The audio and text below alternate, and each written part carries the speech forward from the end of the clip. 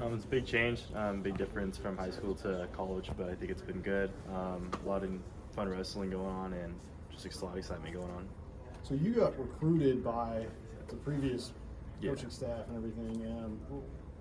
Take us through, I guess, what that decision was like to go ahead and stick with David, and were you excited? What were your feelings when you heard all this change? Yeah, it was a big shock to me. I got the call from Coach Taylor telling me he was going to take over the head coaching position, and it was. I mean, it's Coach Taylor at the end of the day. He's an Olympic gold medalist, world champ, and can't say no to that. It just felt like all the ducks fell in the row, and it was just perfect. Everything worked out.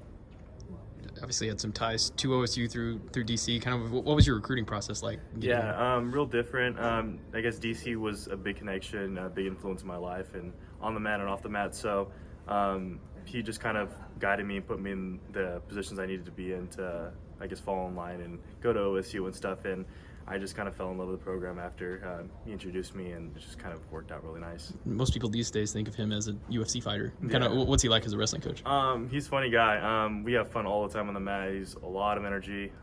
Just really, really good on the mat wrestling wise, technically, and both mentality and stuff. So I've learned a lot from him on the mat.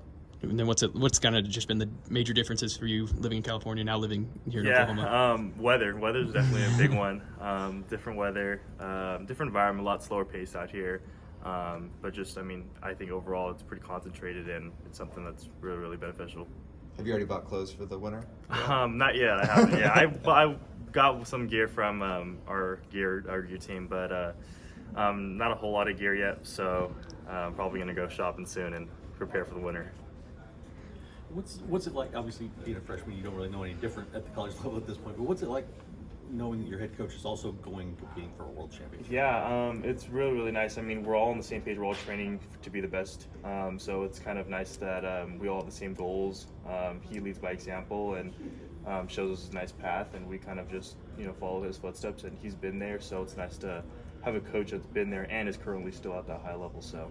Have you trained with him at all, or helped get him ready at all? Yeah, I've wrestled him a little bit, and I've learned a lot. I mean, he's just so technically sound, and his transitions from takedowns to turns is just phenomenal, and it's just definitely something that I've just learned a lot from, and he's just the next level of wrestling, so it's something to try to strive for.